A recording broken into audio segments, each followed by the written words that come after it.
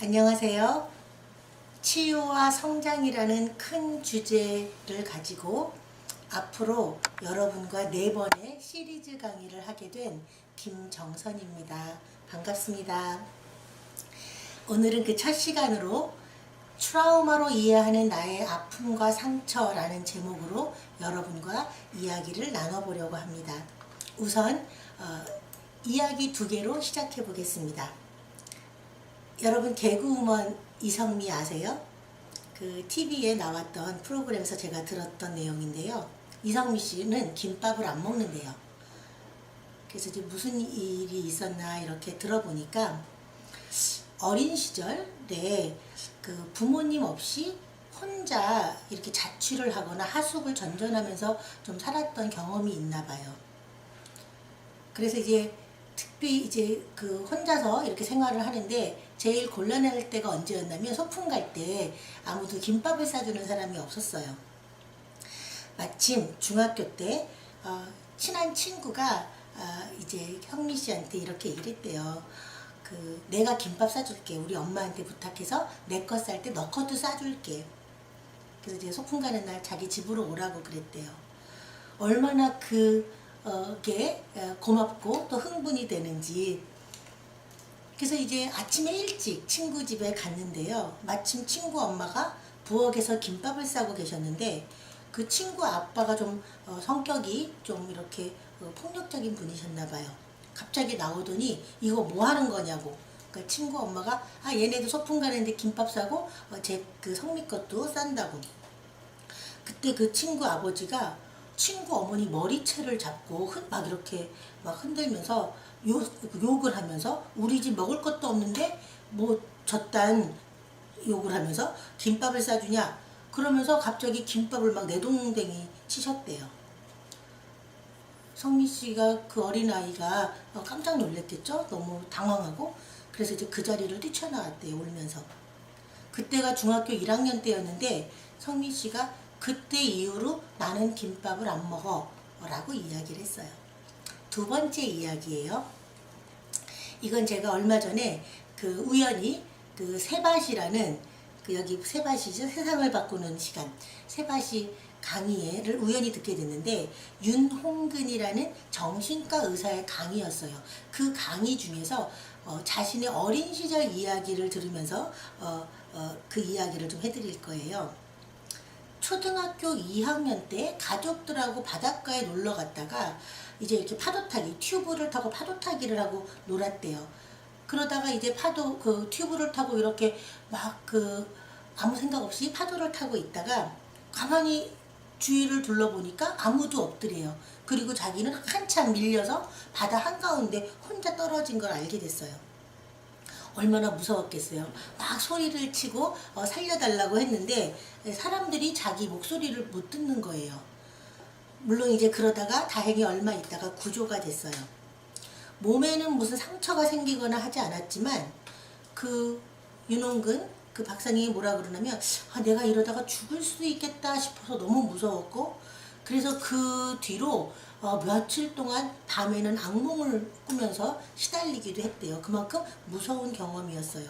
이 경험이 있기 전에는 물을 생각하면 신나고 즐거운 대상이었다면 이제 이 경험 뒤로 물은 공포와 두려움의 대상이 되었다라고 얘기를 하세요. 그러니까 물이 싫으니까 씻는 것도 싫었대요. 특히 샤워할 때 머리 위로 막 이렇게 물이 쏟아지는 그렇게 쏟아지면 갑자기 숨이 안 쉬어지고 심장이 너무 빨리 뛰어서 막 기절할 것처럼 힘이 들었대요.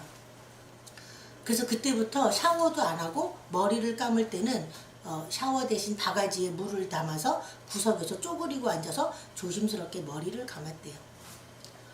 이때 이후로 친구들과 이렇게 여름방학 때 뭐 수영장 같은 데 놀러 가면 희한하게 꼭 친구들과 싸우고 돌아왔대요. 이유는 이제 물이 싫고 물이 무서우니까 예민해진 거예요. 친구들이 물장난을 치면 그냥 일반적인 장난인데도 무슨 생각을 하냐면 나한테만 심하게 장난을 치는 것 같아서 기분이 나쁘고 짜증이 났대요. 그래서 꼭 싸움을 하고 혼자 삐져서 집에 오곤 했대요.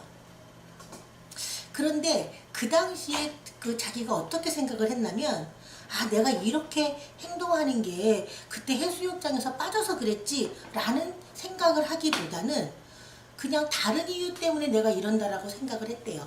예를 든다면 샤워할 때 막 가슴이 두근거리는 건 내가 몸이 약해서 그런 거라고 생각을 했고요. 친구들과 수영장만 가면 자꾸 싸우는 거는 내가 성격이 나빠서 그런 거다라고 생각을 했대요. 물론 나중에 이제 한참 시간이 지나서 수영 강습을 하면서 이제 조금씩 물에 대한 공포를 극복하게 되었다라는 이야기예요. 우리는 이제 트라우마라는 말이 익숙하죠. 이제는 잘 아는 단어고 또 우리가 일상에서도 많이 사용을 해요.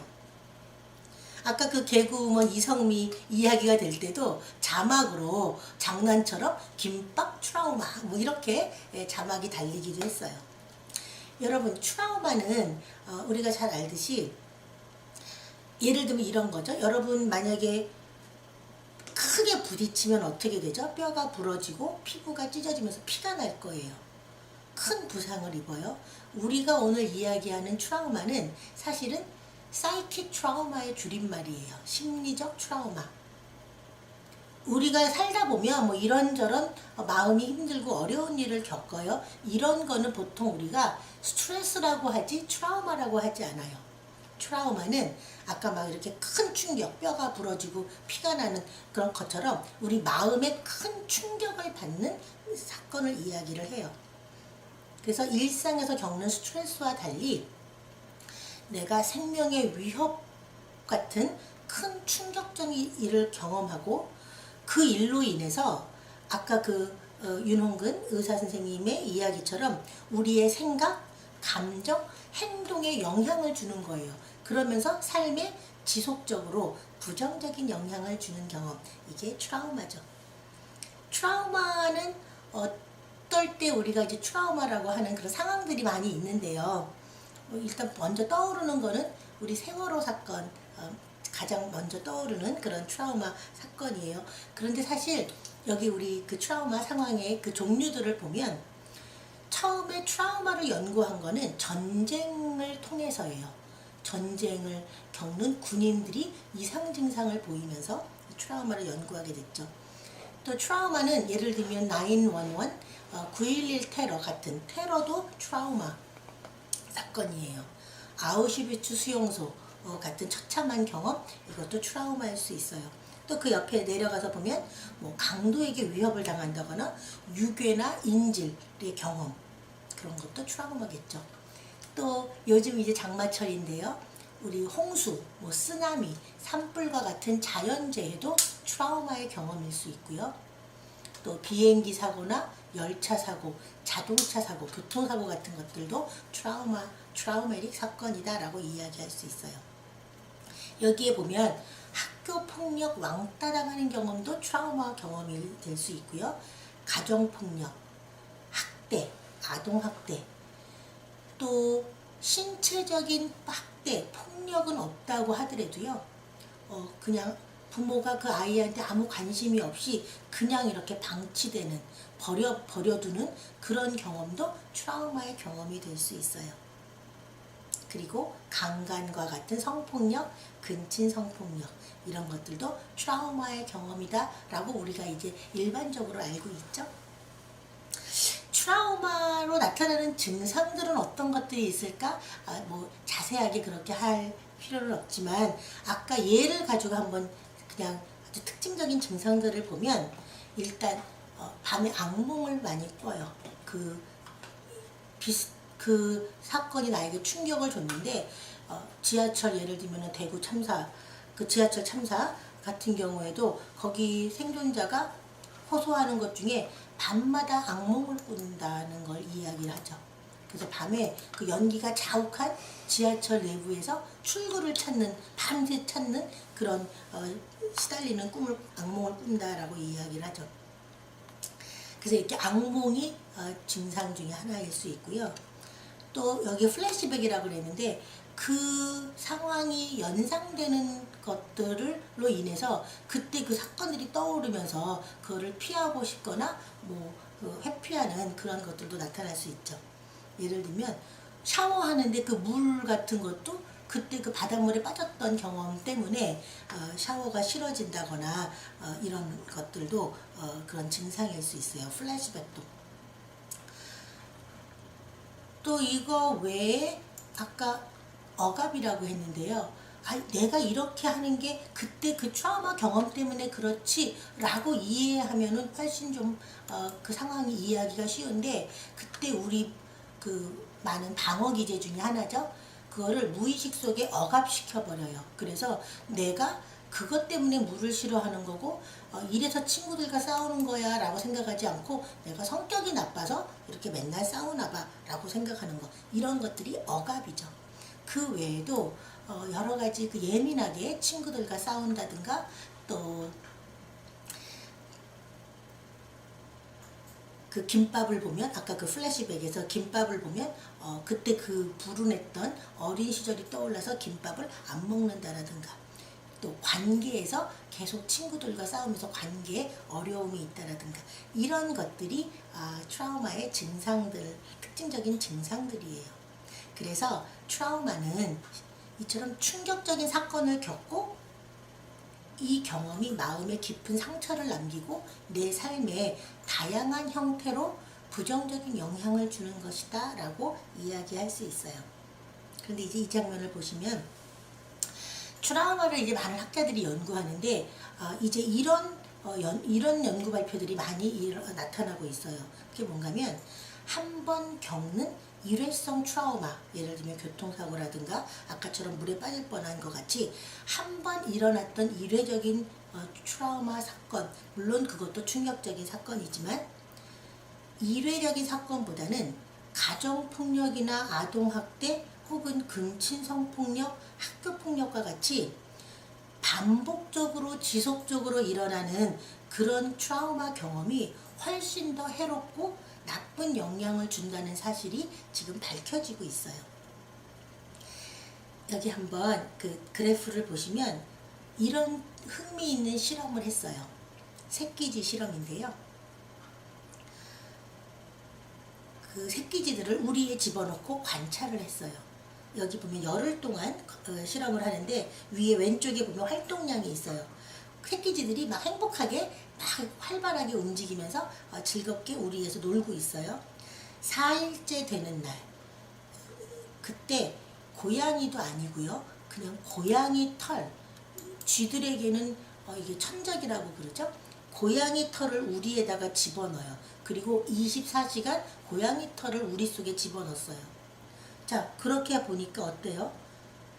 막 놀고 있던 새끼쥐들이 활동량이 뚝 떨어지죠. 움직이지 않아요. 왜? 공포를 느낀 거예요. 고양이 털, 그 냄새를 맡으면서. 그래서 다 그 구석에서 가만히 움직이지 않고 이렇게 있는 거를 관찰을 했어요.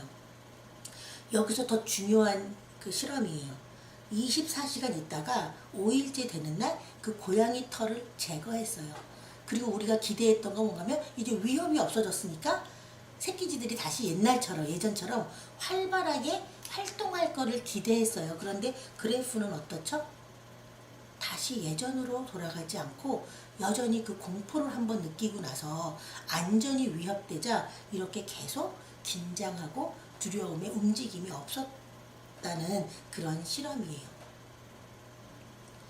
물론 쥐와 사람은 달라요. 그런데 사람에게도 안전은 매우 중요하기 때문에 이 실험이 시사하는 게 뭔가면, 안전을 위협받는 경험이 얼마나 해롭고 지속적으로 영향을 미치는지에 대한 위험에 대한 이야기를 해주고 있다고 생각합니다. 일반적으로 여러분, 가정폭력, 아동학대는 특성상 한 번만 일어나지 않아요. 지속적으로 반복적으로 일어나죠.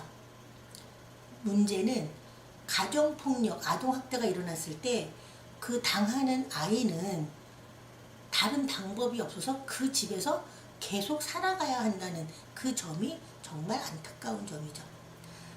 제가 예전에 보호감호시설에서 만났던 한 학생은 이런 경험을 얘기해줘요. 아빠가 굉장히 평소에는 기분 파고 맛있는 것도 사주고 잘해줄 때도 있대요. 그런데 술만 마시면 너무너무 난폭해졌어요. 이 친구 엄마도 하도 맞다가 이 친구가 어릴 때 아예 집을 나갔어요. 그래서 아빠랑 그냥 둘이 살아요.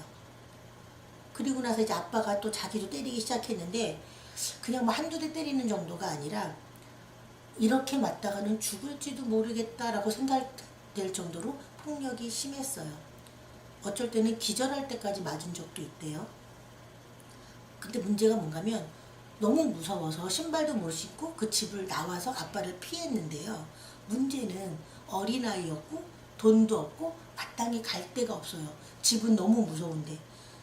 다른 데 갈 데가 없는 거예요. 그래서 결국은 아빠가 잠들 때까지 밖에서 숨어서 기다리다가 다시 그 무서운 아빠가 있는 그 집으로 들어가는 그런 생활을 반복했다라고 이야기를 해요. 가정폭력, 아동학대가 이렇게 해로운 이유는 도망칠 수 없는 무력한 경험이라는 거. 이 친구 같은 경우에는 어릴 때는 힘이 없어서 그냥 그렇게 사는데요. 중학교 되고 조금 커지니까 이제는 밖에 나가서 자기가 뭘 할 수가 있는 거예요. 이제는 무서운 집을 피해서 밖에서 살 수 있는 거예요. 그래서 그때부터는 아예 가출을 하면서 그 다음에 범죄에 연루되어서 이렇게 그 보호시설에 있게 된 그 아이예요. 학교폭력도 그런 의미에서 예전에는 학교폭력 그냥 친구들 사이에 심한 장난 정도로 생각했던 시절도 있었는데 학교폭력도 이런 이유 때문에 굉장히 해로워요. 학교는 반복적이죠. 아침에 눈 뜨면 무조건 학교를 가요. everyday, 매일 반복성. 특별히 이사 가지 않는 이상은 초등학교에서 왕따를 당했다, 졸업하고 중학교 간다, 그 가해자였던 친구가 중학교에도 만날 확률이 높아요. 지속성. 또 학교폭력은 더 또 그 힘든 점은 같은 동년배에게 당하기 때문에 그런 모욕감의 문제도 있어요. 그래서 지금 제가 말씀드리는 건 뭔가면 가정폭력이나 아동학대, 학교폭력 같은 것은 지속적이고 반복적으로 일어나기 때문에 일회적인 트라우마보다 훨씬 더 해롭고 해악을 끼친다. 이 점을 말씀드리고 싶었어요. 또 한 가지는 한편으로 이게 왜 더 그렇게 어린 왜 이렇게 해롭냐면 어린 시절에 일어나서 그래요. 어른은 이런 어려운 일들을 겪을 때 어른이기 때문에 적어도 자신을 보호할 수 있는 힘이 있어요. 어느 정도. 그런데 아이들은 모든 면에서 아직 발달이 성숙하지 않은 시기예요. 굉장히 그 무력한 그런 시기죠. 더더군다나 우리의 뇌가 계속 발달하고 성숙되어지는 시기예요. 인지 발달도 아직 잘 되어지지 않는. 그 어떤 학자에 의하면 우리 뇌가 12살 때까지 이렇게 계속 발달한다는 얘기도 있어요. 그래서 왜 이 아동학대, 가정폭력이 위험한가면 여기 사진에 보시면 이게 뭐죠? 시멘트예요. 그리고 발자국이 막 쿡쿡 잡혔어요. 아직 우리 뇌에는, 우리 아이들은 이렇게 아직 단단하게 마르지 않은 그런 상태라는 거죠. 그래서 우리 뇌에 더 깊은 이런 상처를 남긴다라는 거. 관련해서 이런 실험이 있었어요. 미국에서 있던 실험인데요. 어린 시절에 심하게 학대를 당한 6살부터 11살 그 아동 12명을 한 집단으로 했고요. 그 아동들과 모든 면에서 조건이 비슷한 뭐 성별이라든가 살고 있는 뭐 그런 경제적인 사정이라든가 부모님의 이혼 여부 뭐 이런 것들이 거의 그 실험 집단과 거의 똑같은 조건을 가지고 있는 12명의 아이들. 한 가지만 달랐어요. 학대를 당하지 않은 아이들 12명. 그래서 이제 이 두 집단을 계속 이제 실험을 한번 해보는 거예요. 어떤 차이들이 있을까? 굉장히 흥미있는 결과들이 많이 나왔는데 한 가지만 그냥 소개를 해드린다면 이런 실험을 했어요. 지금 여기 사진을 보면 이게 우리 문화에는 익숙하지 않은데 그냥 일상에 일어나는 흔한 장면을 아이들에게 보여줘요. 이 장면은 뭔가면 집에 이렇게 차고예요. 그리고 차고 미국 같은 경우에는 인건비가 비싸서 주로 이제 그 아버지가 차도 고치고 뭐 하는 그런 게 일상적인 모습이에요. 우리에게는 이게 익숙하지 않지만. 그래서 얘 그 아프게 차를 고치는 이런 장면을, 이런 사진, 이런 비슷한 사진들이 여러 개를 보여주고 아이들한테 스토리를 한번 만들어 보세요 라고 했어요. 그 학대를 당하지 않은 그 대조 집단의 그 12명의 아이들은 대부분 어떤 이야기를 하냐면, 이런 사진을 보고, 예를 들면 이 사진을 보고도 차가 고장났어요. 너무 슬퍼요. 아빠가 고치고 있어요. 이거 빨리 고쳐서 우리 피크닉 갈 거예요. 맥도날드 가서 재밌는 그 맛있는 햄버거를 먹고 재밌는 시간을 보낼 거예요. 라는 굉장히 그냥 평범하면서도 그냥 즐거운 이야기로 그 스토리를 만들어냈다면, 학대를 당한 아이들은 똑같은 사진을 보고도 섬뜩한 내용으로 끝을 맺었어요. 예를 들면 한 여자아이는 여기 옆에 그 망치 들고 있잖아요. 저 망치로 아빠 머리를 꽝 내려칠 거다, 뭐 이렇게 말을 하기도 하고요. 어떤 아이는 저 아들이 아빠 주머니에서 자동차 키를 몰래 훔쳐서 자동차를 이렇게 운전해서 아빠를 쾅 쳐서 피가 막 날 거다, 이렇게 끔찍한 이야기로 이야기를 마쳐요. 일상의 평범한 상황을 보고도 이렇게 어렸을 적에 학대를 당한 사람은 끔찍한 결과로 이 장면을 상상한다라는 거죠. 그래서 이 세상 전체가 격한 반응을 촉발하는 재앙의 조짐으로 인식한다라는 것을 이 실험이 시사를 하고 있어요. 그 소년원이나 뭐 이렇게 다양한 곳에서 우리 청소년들을 오랫동안 돌보시는 분들이 저한테 종종 이런 말씀을 하세요. 교수님, 이 아이들은 정말 이상해요. 눈만 마주치면 싸워요. 도대체 얘네들은 왜 그런지 모르겠어요. 또 어떤 분은 이렇게 말씀을 하세요.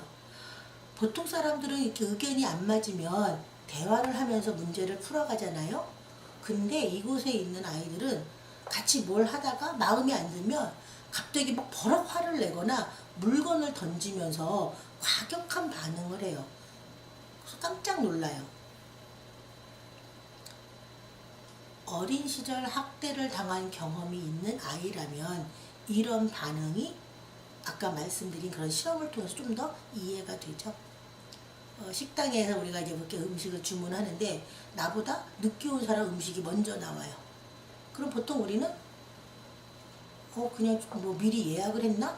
뭐 조리 시간이 다른가? 보통 이렇게 얘기를 하는데요. 어떤 분은 이럴 때 이런 반응을 하시는 분이 가끔 있어요. 갑자기 막 식탁을 팍 치면서 그 사장을 막 부르면서 사장 이리 와봐 그러면서 응? 왜 사람 차별해? 나 무시하는 거야? 하면서 막 화를 내는 사람이 있어요. 다른 사람에게는 크게 문제가 되지 않는 그냥 평범한 그런 일들, 작은 자극, 이런 것들도 어떤 사람은 이렇게 나를 무시하는 또는 나를 위협하는 어떤 도발로, 도전으로 그거를 해석하면서 격하게 반응을 한다라는 거죠. 도대체 왜 이런 일이 벌어질까? 이거에 대해서 과학적으로 구체적으로 뇌의 변화를 가지고 설명하는 학자들이 있어요.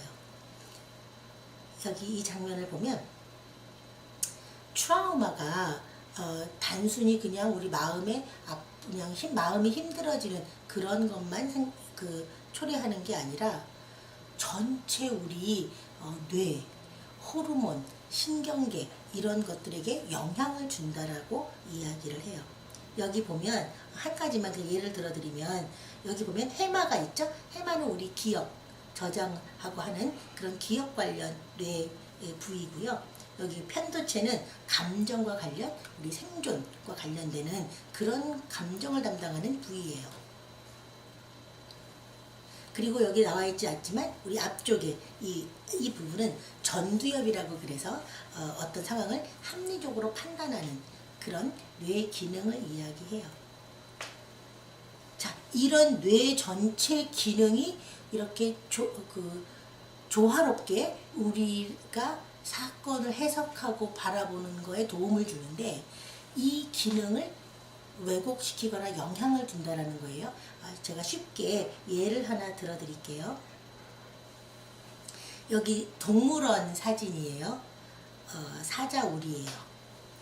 여러분이 한번 상상을 해보세요. 이 사자우리 앞에, 동물원 사자우리 앞에 여러분이 갔어요. 그런데 갑자기 사자가 여러분들을 보면서 으르렁거리면서 순식간에 여러분 앞으로 달려들었어요. 자, 이럴 때 보통 여러분들 어떻게 반응하시죠? 짧은 시간이지만 우리 뇌는 이 상황에서 어떻게 대처할까를 위해서 분주히 움직여요. 그거를 조금 더 풀어서 제가 설명을 한번 해볼게요. 여기 사진을 보면, 자, 사자를 보면 우리 시신경이 이제 시각이 걸 보는 거죠. 그리고 그 정보를 아까 뇌에서 특별히 편도체에 그 정보를 보내요.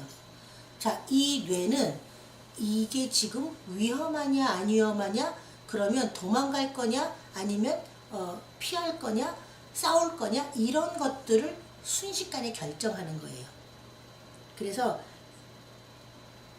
그 시각 정보가 편도체로 가면서 이 다급한 상황에서 어떻게 할 건가를 결정을 해요. 그럴 때 우리 몸은 스트레스 호르몬을 막 뿜어내죠. 그래서 그때 우리 몸은 어떻게 반응을 해요? 심장이 막 두근두근거려요.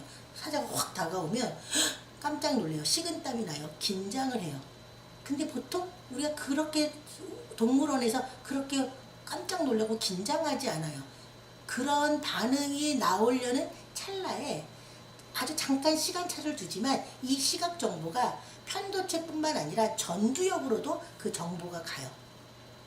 전두엽은 그 정보를 받아서 뭘 하냐면 실제로 이 위험한 이 정보가 위험한지 아닌지를 파악을 해요. 어떻게? 아까 그 해마, 기억 저장의 도움을 받아서 과거 정보들을 꺼내요. 그리고 이게 진짜 위험한지 안 위험한지를 정확하게 그거를 판단하는 역할을 전두엽이 해요. 자, 과거 기억들을 또 내 머릿속에 있던 정보들을 끄집어 내보니까 아니야 여기는 동물원이야. 저 사자는 우리 안에 있어? 우리 그때 동물원에 와봤지? 울타리가 있어서 나는 안전해 라는 정보를 다시 전두엽이 우리에게 알려주는 거죠. 그래서 사자가 확 달려들었을 때 순간적으로 놀래지만 우리가 도망가지 않고 그냥 안전하게 그곳에서 느긋하게 사자를 즐기는 거죠. 제가 이거를 막 길게 설명을 드렸는데요. 이게 뭐 순식간에 우리 뇌에서 일어나는 그런 반응들이에요. 뇌는 이렇게 열심히 일을 해요. 자, 그리고 아까 이 스트레스, 도망갈까? 피할까? 싸울까? 이 스트레스에 대응하기 위해서 우리 몸은 자동적으로 아까 스트레스 호르몬을 팡팡팡 쏟아냈다고 그랬죠? 이게 딱 잦아드는 거예요. 이게 위험하지 않아. 그러면 더 이상 호르몬을 뿜어내지 않아요. 그리고 다시 정상적인 상태가 되죠. 이게 그냥 자연스럽게 자율신경계의 반응으로 자연스럽게 우리 몸이 반응한다라는 거예요. 자, 문제는 여기 있어요. 가정폭력이나 학대가 일어나는 가정은 마치 저 사자가 실제로 집안에 있는 것과 비슷해요. 계속 위험한 거예요. 언제 주먹이 날라올지 몰라요. 언제 밥상이 엎어질지 몰라요. 계속 위험한 상태를 우리가 인지하고 긴장 상태를 계속 유지하게 되죠. 아직 저 사람이 폭력을 쓰지 않았지만 언제 또 쓸지 모른다라는 거를 우리 몸이 알기 때문에 계속 긴장 상태. 긴장하면 어떤다고 그랬죠? 스트레스 호르몬을 과도하게 분비해요. 그런데 문제는 이 상황이 빨리 잦아들어야 되잖아요. 그래서 더 이상 스트레스 호르몬을 안 내야 되는데 가정폭력은 아까 지속적이고 반복적이라고 그랬죠. 계속 그 위험한 상황을 이게 계속 느끼는 거예요. 그러다 보니까 호르몬이 계속 뿜어져 나오고 계속 긴장하면서 이게 평상시로 안 돌아간다는 거죠. 굳이 설명을 한다면. 그래서 학자들은 우리 몸의 호르몬이 균형이 깨진다, 호르몬 시스템이 망가진다, 신경계가 망가진다. 그래서 위험하다. 어린 시절에 이런 것들이 우리 몸에 훨씬 지대하게 영향을 준다라고 얘기를 하죠. 그냥 쉽게 얘기하면 여러분 고무줄 아시죠? 고무줄 이렇게 쫙 잡아당겼다가 탁 놓으면 어때요? 다시 복원돼요. 그런데 만약에 이 고무줄을 계속 팽팽하게 잡고 있어요. 그러면 어느 시간이 지나면 어때요? 탄성이 떨어지죠. 그래서 놔도 다시 예전처럼 착 하고 이렇게 회복이 안 되죠. 복원이 안 되죠. 그러니까 우리 신경이 계속 긴장 상태에 있으면 어느 순간 이게 복원이 안 된다는 거죠. 그래서 가정폭력, 아동학대 거기에 노출된 사람은 이만큼 위험하다라는 거죠. 그리고 이게 아까 뇌 정보 처리에 계속 문제를 일으킨다고 그러는데 저는 이제 화재 경보라고 이야기를 이제 설명을 해드릴 수 있어요. 여러분 화재 경보기 아시죠? 건물마다 있어요. 뭐예요? 화재가 나면 그걸 감지해서 사이렌을 울려줘요. 빨리 피하라고. 근데 이 트라우마에 노출된 데는 어떨 때는 고장난 화재 경보기 같다라는 거예요. 그래서 이게 화재 경보기가 고장이 나면 조그만 담배 연기만 나도 너무 민감하면 막 그 사이렌을 울려요. 음식을 할 때 이렇게 생선을 음식하다가 연기가 좀 나는데 이거를 화재인 줄 알고 오인해서 경보기가 울리고 여기 위에 스프링클러 물 막 떨어지는 거 이게 작동하면 굉장히 곤란하죠. 그런 것처럼 아까 그냥 일반적인 그 사람이 그냥 얼굴을 나를 탁 쳐다본 건데 이게 오작동을 하는 거예요. 화재 경보기가 예민하게 울려요. 그래서 너 왜 기분 나쁘게 나 쳐다봐?로 센서티브하게 그 민감하게 화재 경보기가 울리면서 그래서 그거를 주먹을 가지고 이제 싸우게 되는 거죠. 화재 경보기 얘기가 나와서 그런데 이렇게 예민하게 반응을 하는 것도 안 좋지만 아예 무뎌져서 아예 작동을 안 하면 더 위험하죠. 실제로 화재가 일어났는데도 그걸 감지를 못한다면 위험한 상황을 감지를 못하는 거죠. 그런데 이렇게 어릴 적에 이런 가정폭력 학대와 같이 트라우마에 노출된 사람은 예민하게 과각성 상태라고 그래요. 그렇게도 하지만 무감각해지는 그런 특성도 있어요. 위험을 제대로 파악을 못해요. 과소평가예요. 제가 이런 영상을 본 적이 있어요. 어떤 여러분과 같은 10대 여학생에게 어떤 멘토 선생님이 데이트 폭력에 대한 것을 가르치기 위해서 이야기를 하는 장면이에요. 그 선생님이 그 여자아이한테 이렇게 말을 해요. 만약에 네 남자친구가 있어. 그런데 갑자기 막 화를 내. 이유는 아까 자기 그 남자친구의 친구랑 같이 만났는데 너 왜 그때 그 친구한테 웃으면서 꼬리쳤어. 그렇게 막 하면서 화를 내요. 그러니까 그 여자친구가 내가 언제 그랬냐고 그냥 오빠 친구니까 웃어준 거야 라고 말을 하는데 그 남자친구가 나는 너 사랑하는데 너는 나한테 왜 이런 식이야? 그러면서 갑자기 뺨을 때렸어. 이게 이제 그 멘토 선생님이 그 여학생에게 말해주는 장면이에요. 자, 이런 때 너라면 어떻게 할 거야? 라고 물어보더라고요.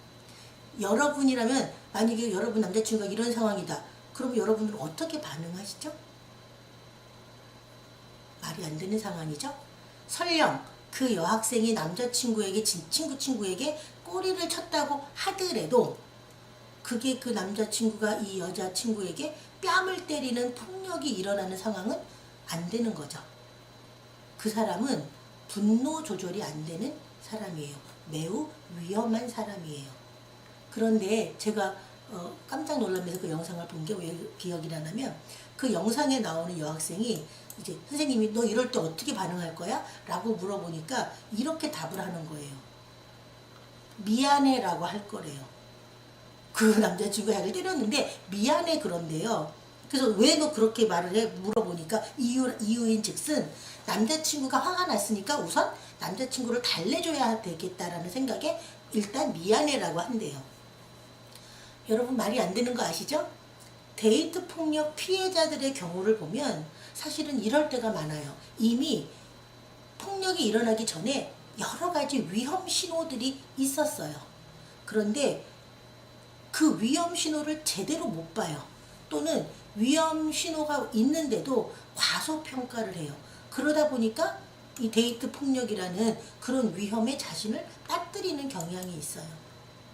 그래서 트라우마에 노출된 사람은 그 어린 시절에 노출된 사람은 이렇게 상황에 과하게 민감하게 반응하는 과각성 상태가 되기도 하고, 때로는 위험을 과소평가하면서 이렇게 무감각 상태, 이거를 이렇게 오고 가는 그런 경향들이 많이 있다라는 거. 자, 여기 한번 PPT를 보시면 2018년도 자료예요. 가출 청소년, 학교 가정을 나온 가출 청소년들을 이렇게 조사를 했어요. 그런데 75%가 가정폭력, 불화 때문에 나왔다라는 그런 연구 조사예요. 사실 저는 그 청소년, 위기 청소년, 보호감호소나 이런 곳에 있는 그 청소년들을 많이 만나는데요. 사실 제 경험을 통해서 보면 거의 99%가 그 아이들의 어린 시절이 대부분 가정폭력, 아동학대, 성폭력, 학교폭력과 같은 트라우마에 노출된 경험이 제 경험으로 거의 99%였어요. 여러분, 자, 우리가 이 PPT에 보면 학교나 가정에서 잘 적응을 못하고 문제를 일으키는 청소년을 부르는 다양한 이름들이 있어요. 아세요? 예를 들면 문제아라고 부르기도 하고요. 불량 청소년 또는 비행 청소년, 또 학교 밖 청소년, 학교에 부정해서 학교를 안 다니는 학교 밖 청소년, 이런 용어들을 사용하는데 이제 너무 부정적인 이미지도 많고 정상을 벗어났다라는 의미를 내포해서 현재는 이제 가장 많이 사용하는 게 위기 청소년이에요. 그리고 위기 청소년의 정의는 뭔가면 학교 폭력과 비행, 가출 등을 통해 심리적 위험도가 높은 불안한 상태의 청소년이다 라고 이제 보통 우리가 이야기를 해요.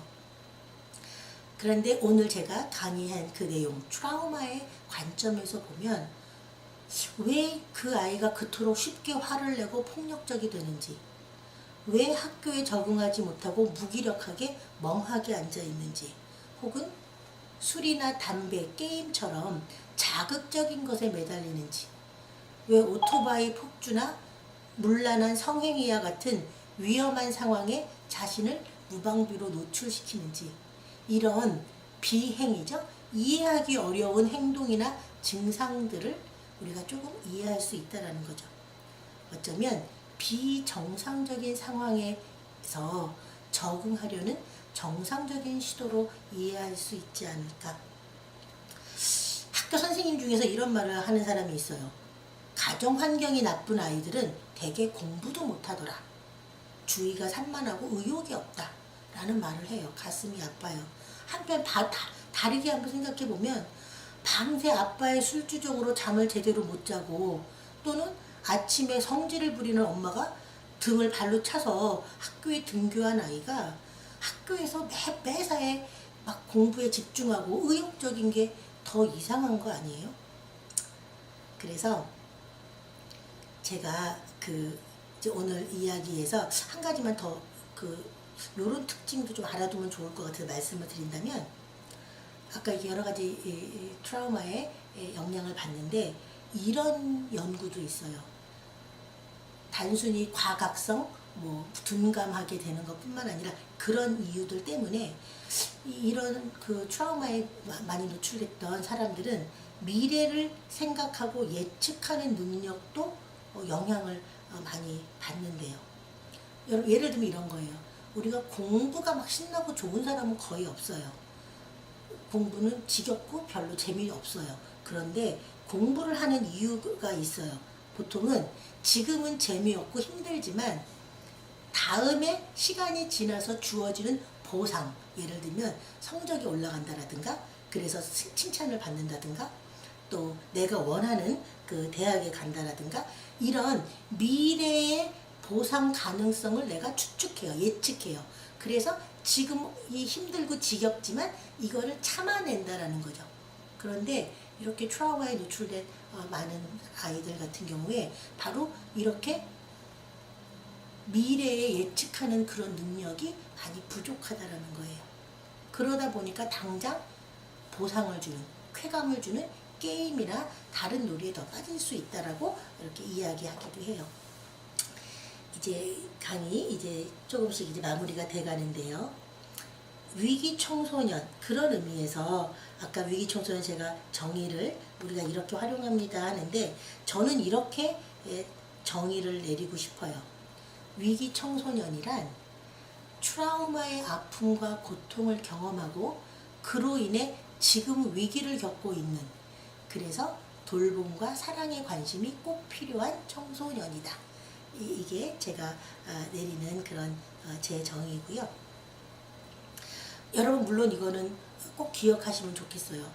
이제 친구를 괴롭히고 또 절도를 하고 다른 사람을 때려서 상하게 해서 이렇게 벌을 받고 있는 그 상황이 되기도 하는데요. 그 행동이 절대 괜찮다거나 정당화되지 않아요. 잘못된 선택이고 그건 나빠요. 왜냐하면 오늘 제가 지금 1시간 내내 폭력과 학대가 얼마나 위험하고 한 사람의 전 존재를 위협하고 해롭게 만드는지 이야기를 해드렸잖아요. 그런 의미에서 우리가 누군가를 괴롭히고 상처를 주고 폭력을 쓰는 거는 절대 일어나서는 안 되는 일이고 정당화될 수 없어요. 어떤 경우에도. 그런데 다만 오늘 제가 여러분에게 드리고 싶은 말은 여러분은 아직 미성년자들이에요. 그리고 미성년자는 법으로 어른들이 무조건 절대적으로 돌봐줘야 돼요. 그래서 법도 그렇게 만들어 놓은 거죠. 왜냐하면 여러분들은 아직 성인이 아니라서 스스로 돌볼 수 없는 연약한 그런 존재였기 때문에. 그래서 어른들이 제대로 돌보지 못해서 이렇게 폭력과 학대를 당한다? 이거는 전적으로 어른들의 잘못이라는 사실을 말씀드리고 싶고 너무 미안하게 생각해요. 그래서 오늘 마지막으로 여러분들에게 꼭 해드리고 싶은 말이 있는데요. 그 영화의 한 장면을 제가 이제 보여드리면서 그 이야기로 하고 마무리를 하려고 그래요. 혹시 여러분 이 영화 아세요? Good Will Hunting이라는 영화인데 기회가 되면 한번 보시면 좋겠어요. 아주 재미있는 이 영화예요. 이 옆에 나오는 이 아이가 윌이라는 아이예요. 그 옆에 보이는 사람이 이제 심리치료 하시는 상담가 선생님이세요. 이 윌은 어떤 아이인가면 여기 장면에 보면 청소부예요. 근데 어렸을 때 엄마 아빠가 없어서 고아원을 전전했어요. 그리고 또 입양이 됐다가 여러 번 파양이 돼요. 마지막 입양했던 때 했던 때는 언제였냐면 그 의붓아버지죠. 그 입양 했던 그 사람이 너무너무 폭력을 많이 썼어요. 그래서 이제 그때 파양이 되면서 아예 그냥 이 윌이 다시는 다른 또 기관으로 들어가지 않겠다. 그래서 혼자 그냥 독립을 했어요. 그러니까 이제 특별히 할 일이 없으니까 대학교에 청소부로 일을 해요. 그런데 너무 편하게 살아요, 윌은. 왜냐하면 일주일 내내 열심히 일하고 돈 받아서 주말에는 친구들하고 이제 술 마시고 놀면서 그냥 그렇게 생활을 만족스럽게 하고 있었던 때예요. 그런데 이 옆에 보면은 이 학교가 어떤 학교인가면 MIT 공대예요. 전 세계에서 가장 똑똑한 수재들이 모여서 공부하는 공과대학이에요. MIT, 미국에 있는 대학인데 여기 학생이 아니라 청소부예요. 그런데 이런 일이 있었어요. 어느 그 공과대학 그 수업에 한 교수님이 여기 칠판 보이시죠? 칠판에다가 수학 문제를 쫙 풀었어요. 이렇게 적었어요. 그리고 뭐라 그러면 학생들한테 이 문제는 아무도 못 풀었어. 너희들도 한번 풀어봐. 근데 지금까지 아무도 못 풀었어 하고 숙제처럼 던져놓고 가신 거예요. 정말 학생들은 못 풀었어요. 지금까지 푼 적이 없대요. 그런데 놀랍게 윌이 청소하다가 그걸 보더니 이거를 풀어내요. 알고 봤더니 얘는 수학 천재인 거예요. 그냥 보니까 그렇게 풀리는 거예요. 자, 난리가 났어요. 그 다음날 이제 이 문제가 풀렸어요. 그 교수가 이제 누가 풀었냐 이제 수소문 해보니까 청소하는 윌이라는 이 아이가 풀었다는 걸 알게 됐어요. 그래서 이제 놀라운 재주가 있으니까 야, 너 나랑 같이 좀 공부해보지 않을래? 그런데 윌은 어른에게 여러 번 폭력을 당하고 파양되고 하는 그런 아픔이 있어서 사람들을 신뢰하지 않아요. 더더군다나 어른들을 신뢰하지 않아요. 단칼에 거절을 해요. 싫다고. 근데 그 옆에 보면 이제 그 밑에 장면에 보면 친구들하고 술 먹고 놀다가 패싸움에 말려요. 그래서 이제 억울하지만 그 패싸움을 해서 감옥에 가게 생겼어요. 교도소에 가게 생겼어요. 이 소식을 듣고 그 공과대학 교수가 이런 제안을 해요. 내가 너 후견인으로 너 감옥에 안 가게 꺼내줄게. 대신 조건이 있어. 일주일에 얼마 나랑 같이 수학 공부를 하고 일주일에 하루 그 심리적으로 문제가 있는 것 같으니까 상담을 좀 받아. 이게 조건이에요. 그래서 마음에는 안 들지만 윌이 감옥에는 가기가 싫으니까 그걸 겨우 이제 받아들여요. 그러면서 이제 이 선생님을 만난 거예요. 상담자 선생님. 처음에는 막 너무 안 맞았어요. 윌이 머리가 좋잖아요. 상담자 선생님을 가지고 놀아요. 오히려 막 말로 공격하고 막 이래요. 그런데 다행히 이 선생님이 정말 좋은 분이세요. 진실한 마음과 이 아이를 잘 돌보고 싶은 마음이 있는 사람을 만난 거예요. 그래서 이 영화는 이 윌이 조금씩 치유가 되어져 가는 그런 거를 다룬 영화예요. 아주 재미있어요. 한번 꼭 보셨으면 좋겠는데 거의 마지막 부분의 이 장면이에요. 이거를 여러분들이 좀 보셨으면 좋겠어요. 이 장면이 뭔가면 이제 서로 많이 신뢰도 하고 뭐 이렇게 그 치유가 되는 과정에서 이제 그 윌하고 이 선생님이 이야기하는 그 장면이에요. 영상을 한번 볼게요. What is that? That's your file. I have to send it back to the judge for evaluation. Oh. Hey, you're not gonna fail me, are you? What's it say? Want to read it? Why? Have you had any, experience with that? 20 years of counseling. Yeah, I've seen some pretty awful shit. I mean, have you had any experience with that? Personally. Yeah. Yeah, I have. Sure ain't good. My father was an alcoholic. Mean fucking drunk. He'd come home hammered, looking to wail on somebody. So I'd provoke him so he wouldn't go after my mother and little brother. Interesting nights were when he wore his rings. Yeah, he used to just put a wrench, a stick, and a belt on the table and just say choose. Well, I gotta go with the belt there, Vanna. I used to go with the wrench. Why the wrench? Because fuck him, that's why. Your foster father. Yeah. So, you know, what is it like? Will has an attachment disorder? Is it all that stuff? Fear of abandonment? Is that why I broke up with Skylar? I didn't know you had. I did. You want to talk about it? No. Hey, Will. I don't know a lot. You see this? All this shit.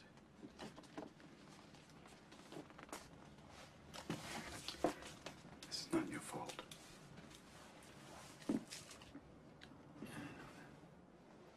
Look at me, son. It's not your fault. I know. It's not your fault. I know. No, you don't. It's not your fault. I know. It's not your fault. All right. It's not your fault. It's not your fault. Don't fuck with me. It's not your fault. Don't fuck with me, all right? Don't fuck with me, Sean, not you. It's not your fault.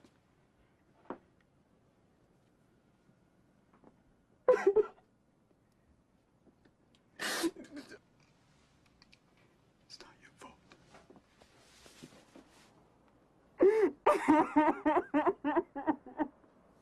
Oh my God. so sorry.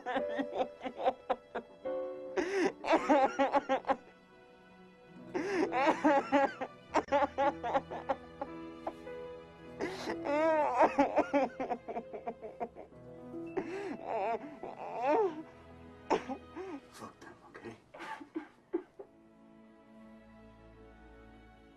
이 장면에 나왔던 이 말이 제가 여러분에게 해드리고 싶은 말이에요. 내 잘못이 아니야. 그 선생님이 주인공 윌에게 해주신 말씀이죠. 잘 들어. 네 잘못이 아니야. 여러분 잘못이 아니에요. 제가 이 말씀을 오늘 강의에서는 꼭 여러분에게 해드리고 싶었어요. 다음 시간에는 자, 나에게 만약에 이런 아픔이 있고 그게 나에게 트라우마가 됐다. 그리고 내 삶에 이렇게 부정적인 영향을 주고 있다라면 어떻게 하면 좋을까? 그래서 다음 시간에는 무력한 피해자에서 용감한 생존자가 되기 위한 어떤 그런 방법, 어떻게 될 수 있을까에 대해서 여러분과 이야기를 나눠보도록 하겠습니다. 경청해 주셔서 고맙습니다. 감사합니다.